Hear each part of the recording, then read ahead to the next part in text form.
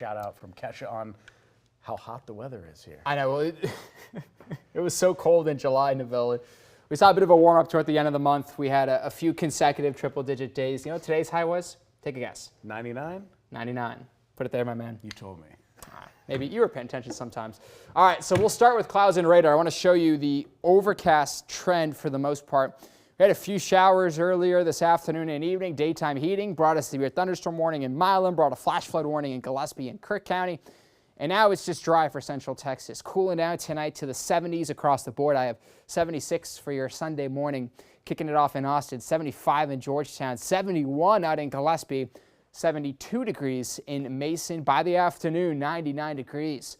If it goes as expected, the same high as today, 99, 98 up in Williamson County, 95 in Cameron, 100 in Bastrop and San Marcos and Flatonia.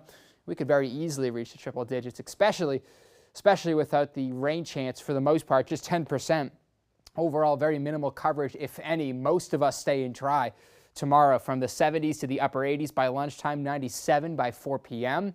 But tomorrow night into early Monday, I'm watching for a possibility of some flooding. Level 1 out of 4 flood threat for Mason, Gillespie, up toward Williamson. Level 2 out of 4 for Lampasas and San Saba. That could very well get upgraded if we see more of a rainy trend. So here's how it looks Sunday night into your early Monday morning. Could wake up out in the hill country with some big thunderstorm activity up towards San Saba, Lampasas. By around 3, 4, 5 o'clock, this sort of dissipates, but begins to move down a little more south and east. That could bring a morning shower in the Austin area. And then you'll see through the Monday afternoon and evening, additional light rain is possible for our eastern counties, and then we'll calm things down Monday into Tuesday.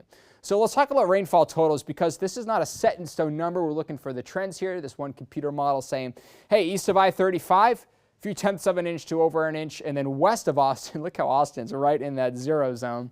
Way out toward Marble Falls, Burnett County, San Saba, Llano, an additional 1 to 2 inches could create some flash flooding at the bare minimum. Additionally, Phil Travis. So we'll be watching this very closely, especially these nighttime systems that could bring some sneaky flooding. So early Monday morning, and then additionally Monday afternoon, we have a 30% rain chance, but high pressure is the name of the game Tuesday into next weekend. Watch the surface high. This blue H moves slowly to the east. That's going to dry us out, and it's going to warm us up. So look at these high temperatures. Anywhere from 96 to 99 degrees. We're at 99. Now, the hottest period of time, looking at the climatology of Austin, goes from July 31st through August 14th. So this is very typical. This isn't out of the ordinary. I wouldn't be surprised if we see maybe even 2 to 3 triple-digit days through the next 7. And then real quickly, we'll end with the tropics. Few different areas I'm keeping an eye on. In the Atlantic Basin, 2 polygons highlighting a low chance of probability.